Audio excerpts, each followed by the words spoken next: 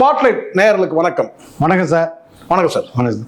இந்த விஜயகாந்த் மச்சினர் ஜெயலலிதாவையும் பிரேமலதாவையும் ஒரு ஃபோட்டோ போட்டு ஒரு ட்விட் போட்டிருக்காரு. என்ன இந்த திடீர்னு தான் மட்டும் இப்போ விஜயகாந்தை யாரும் யூஸ் பண்ணக்கூடாதுன்னு அதையும் சொல்லியிருக்காரு. இது வழக்கமாக எம்ஜிஆர் இறந்த போது நிறைய எம்ஜிஆர் கிளம்பி வந்தாங்க, உங்களுக்கு தெரியும். ஆமாம், அப்படி ஒரு எம்ஜிஆர் தான் கருப்பு எம்ஜிஆர்னு சொல்லப்பட்டது. அது காலப்போக்கில் எம்ஜிஆர் மாதிரி இவரும் உதவி செய்யறாருன்றதுனால கருப்பு எம்ஜிஆர் சொன்னாங்க. அப்போ எல்லாரும் கிண்டலா கூட சொன்னாங்க, இருக்கிறதே ஒரே எம்ஜிஆர் தான். சின்ன எம்ஜிஆர்னு ஒருத்தர் வந்தார், உங்களுக்கு தெரியும். பல எம்ஜிஆர்கள் வந்தாங்க. அது மாதிரி எலெக்ஷன் நேரத்தை கேட்டால் யார் புகழ்பெற்ற தலைவரோ அவங்கள பயன்படுத்திக்கிறதுன்னு ஒன்று இருக்கு. ஆனால் நேருக்கு நேர் ஒரு கொள்கை முரண் உள்ளவர், அதுவும் குறிப்பா நாக்க மடிச்சு பார்த்தீங்கன்னா ஏகவசனம் பார்த்தீங்கன்னா, அதாவது நாக்க மடிச்சு பேசக்கூடிய அந்த தடிமனான சில வார்த்தைகள்லாம் உங்களுக்கு விட்டாருன்னு தெரியும். ஜெயலலிதா அவர்கள் ஒரு வார்த்தை சொன்னாங்க, குடிகாரன் சொன்னாங்க. ஆமா, இவர் தான் எங்க ஊத்தி கொடுத்தாரு சொன்னாங்க. இப்படியான வார்த்தை போரெல்லாம் ஜெயலலிதா அவர்களுக்கும் விஜயகாந்த் அவருக்கும் நடந்திருக்கு. ஆனா அப்படிப்பட்ட ஒரு ஜெயலலிதாவை இவங்க அதாவது தன் கணவரை குடிகாரன் என்று சொன்ன ஜெயலலிதாவை அப்படிதான் சொல்றாங்க. கணவரை குடிகாரன் என்று சொன்ன ஜெயலலிதாவையும் நாக்க மடிச்சு மிரட்டும் போது நான் இந்த உங்க தேமுதிக கூட்டணி வச்சது நான் செய்த மிகப்பெரிய பிழைன்னு சொன்னவங்க.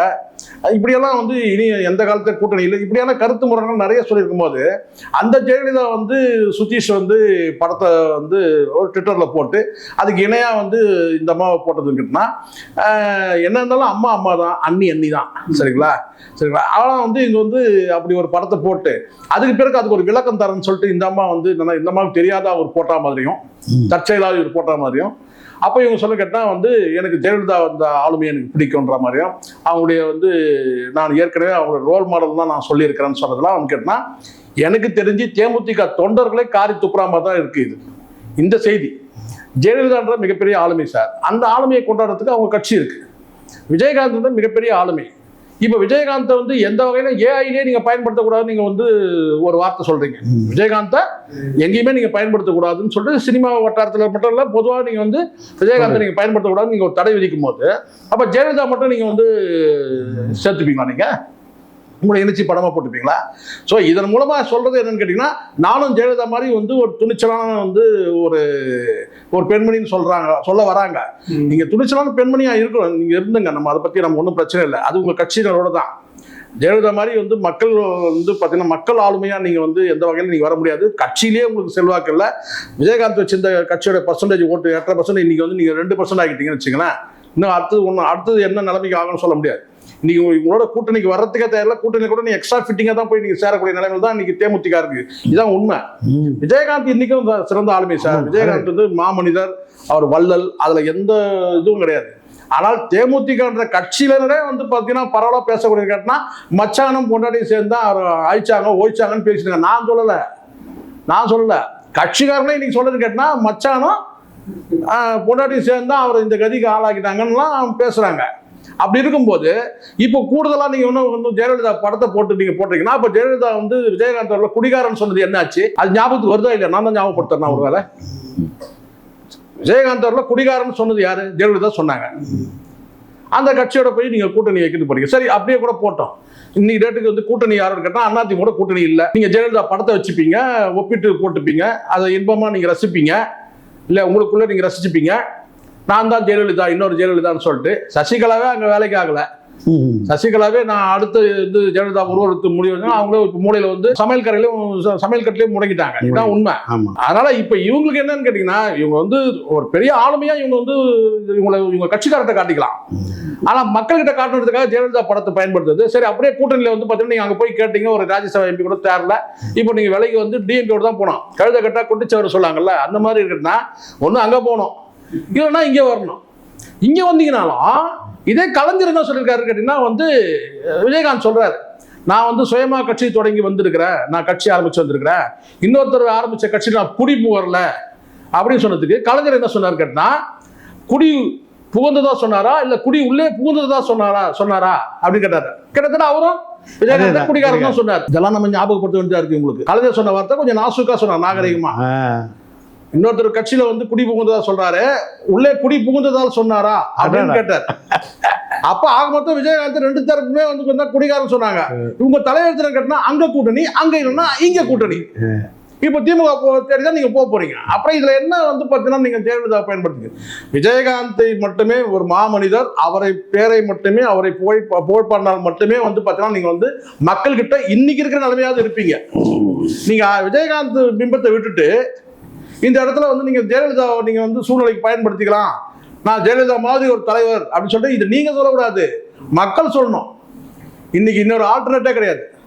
எம்ஜிஆர்னா ஒருத்தர் தான், சிவாஜினா ஒருத்தர் தான், கலைஞர் தான் ஒருத்தர் தான், ஜெயலலிதானா ஒருத்தர் தான், புரட்சி கலைஞர் தான் ஒருத்தர் தான், கேப்டன் தான் ஒருத்தர் தான். அந்த இடத்துல இன்னொருத்தர் வரவே முடியாது. நீங்க உங்க தலைவரை வந்து முன்வைத்து அவர் புகழ்பாடி அதன் மூலமா நீங்க மக்களை வந்து பார்த்தீங்கன்னா வந்து அதுவே மிகப்பெரிய பலம். அதையே நீங்க இழக்கிறீங்க. இப்ப இன்னொரு தலைவரை நீங்க கேட்டீங்கன்னா அது பலவீனம். தேமுதிகவுக்கு பலவீனம் கேட்டீங்கன்னா ஜெயலலிதாவோட ஒப்பிட்டு பிரேமலதா தன்னை வந்து பிரகடனப்படுத்திக்கிறது வந்து அது வந்து தான் அந்த தேமுதிக கட்சியை வந்து பலவீனப்படுத்துற மாதிரியாது. இதுதான் உண்மை. விஜயகாந்த் நீங்க வந்து ஆளுமையை வந்து குறைச்சி மதிப்பிடுற மாதிரியாது. விஜயகாந்த் மாதிரின்னு சொல்லுங்க, விஜயகாந்த் மாதிரி எனக்கு வந்து தாராள மனசு இருக்கு, விஜயகாந்த் மாதிரி எனக்கு வந்து பார்த்தீங்கன்னா வந்து வள்ளல் குணம் இருக்கு, விஜயகாந்த் மாதிரி என்னால வந்து ஏழை எளிய மக்களுக்கு உதவி பண்ண சொல்லிட்டு செஞ்சு காட்டுங்களை பார்க்கலாம். எதுவும் பண்ணலையே. விஜயகாந்துக்கு அப்புறம் சாப்பாடு போறதே அந்த அந்த விஜயகாந்தோட கேள்விப்பட்டேன் நான். விஜயகாந்தோட அந்த நினைவு இல்லத்துல அந்த போடுறாங்க இல்லையா கல்யாணம் சாப்பாடு, அதுவே வந்து பார்த்தீங்கன்னா ஒரு கட்சி நிர்வாகி தான் போடுறாங்க. இவங்க எதுவும் பண்ற மாதிரி தெரியல இது வரைக்கும். அந்தந்த மாவட்ட நிர்வாகிகள் ஒரு நாளைக்கு அவங்க வந்து உணவளிக்கிறதா சொல்றாங்க. ஸோ அதனால நீங்க விஜயகாந்த் மாதிரி நீங்க செயல்பட்டு உங்களை நீங்க ஆளுமைப்படுத்திப்பீங்களா? அதை விட்டுட்டு இன்னொரு கட்சி வந்து குடிகாரன் சொன்ன கட்சி, குடி புகுந்ததா சொன்ன கட்சியோட கூட்டணி வச்சுக்கிட்டு அவங்களுடைய படத்தை நீங்க பயன்படுத்திப்பீங்களா? சொல்லுங்க, எது சரியானது? சரி சார், இப்போ திடீர்னு இந்த அம்மா இன்னைக்கு திமுக கூட்டணி வரவேற்கிறதுன்னு சொல்லியிருக்காங்க. அது என்ன திடீர்னு திமுகலையும் அரசியல் தேர்தல் கணக்கு சார், இதெல்லாம் தேர்தல் கூட்டணிக்காங்க. ஏன் வேற எங்க போக முடியும் சார்? வேற எங்கேயும் போக முடியாது. விஜய் இருக்காரு, விஜய்கிட்ட போக. விஜய் வந்து சார் அதை சொன்னா இவங்க எவ்வளவு கேட்டா இவங்க பெரிய கட்சின்னுவாங்க. ஏன் அந்த தம்பியை சொன்னார்ல, விஜயோட நான் தான் சீனியர் கட்சியில அரசியல் சொன்னார். அரசியல் அப்படின்னா விஜய் கூட போறதுக்கு யாரும் தயாரா இல்லை சார்.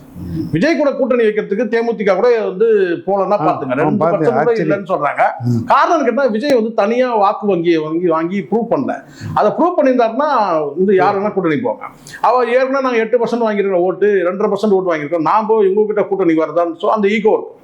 அதோட திமுகவோட போனாங்கன்னா அவங்களுக்கு கணிசமான வந்து கூட்டணி ஆட்சின்னு சொல்றாங்க. அது சொல்ல முடியாது. இன்னைக்கு பேப்பர்ல ஆச்சுன்னா கூட்டணி அமைச்சர்னா ஒரு 4 எம்எல்ஏ வாங்கினா கூட வந்து பார்த்தா ஒரு 2 பேருக்கு ஒருத்தருக்கு மினிஸ்டர் வாங்கலாம். ஸோ கூட்டணி அமைச்சரவைனா சொல்றேன். ஆமாம். ஸோ அப்போ தான் எதிர்காலத்தில் ஒரு ராஜ்யசபா எம்பி தரல. இப்போ கமலஹாசன் கொடுத்தாங்க, என்னைக்கோ போட்ட ஸ்கெட்ச் இன்னைக்கு கொடுத்தாங்க, ஒரு 3 வருஷம் கழிச்சு கொடுத்தாங்க, 2 வருஷத்துக்கு முன்னாடி பேசுனது இப்போ கொடுத்தாங்க. அது மாதிரி தன்னுடைய மகனுக்கு வந்து பார்த்தீங்கன்னா வந்து ராஜ்யசபா எம்பி கூட வாங்கலாம். அதுக்கப்புறம் கல்யாணம் பண்ணலாம். ராஜ்யசபா எம்பி ஆகிட்டு கல்யாணம் பண்ணோம்னா அதுக்கான டவுரிலாம் வேற, புரியுதுங்களா? இப்போ இன்னும் கல்யாணம் ஆகல 2 பிள்ளைங்களுக்குமே.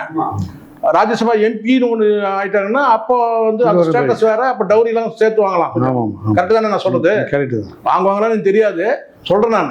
அப்ப அது வேல்யூ வேற இல்ல, வேல்யூ வேற இல்ல. ஒரு எம்பினா அந்த வேல்யூ வேற. சொல்றேன், அப்படி நடக்கலாம்னு நான் சொல்றேன். அது எப்படி நான் வந்து முடிவாகணும்னு தெரியாது. ஆனால் என் பார்வைக்கு நான் சொல்றேன், விஜய் கூட யாரும் கூட்டணிக்கு வரதுக்கு தயாரில்ல. 2 பேர் மட்டும்தான் சார் விஜய் கூட கூட்டணிக்கு வரதுக்கு தயாரா இருக்காங்க. யார் நீங்க கேட்கணும்? யாரு? ஒன்னு ட்ரம்ப், இன்னொன்னு வந்து பார்த்தா புட்டின். அவங்களும் வீட்டாண்டே வந்துடுறாங்க. சொன்னாங்க பண்ண வந்து அது என்ன பண்ணைப்புறமா, அது என்ன பனையூர். அங்க பனையூர்ல அங்கேயே வந்து கூட்டணி வச்சுருவாங்க. 2 பேர் மட்டும்தான், ஒன்னு ட்ரம்ப் இன்னொன்னு புட்டின். 2 பேர் மட்டும் தான் கூட்டணிக்கு வருது. மீதி யாரும் தமிழ்நாட்டுல லோக்கல் கட்சிகள் யாரும் வந்து பாத்தீங்கன்னா வந்து விஜய் சேர்த்துக்கிற மாதிரி அந்த 2 கட்சி பெரிய கட்சி, ஒரு ட்ரம்ப் புட்டின். ஓகே, நன்றி சார். நன்றி சார். இந்த வீடியோ உங்களுக்கு பிடிச்சிருந்தா லைக் பண்ணுங்க, கமெண்ட் பண்ணுங்க, ஷேர் பண்ணுங்க, சப்ஸ்கிரைப் பண்ணுங்க.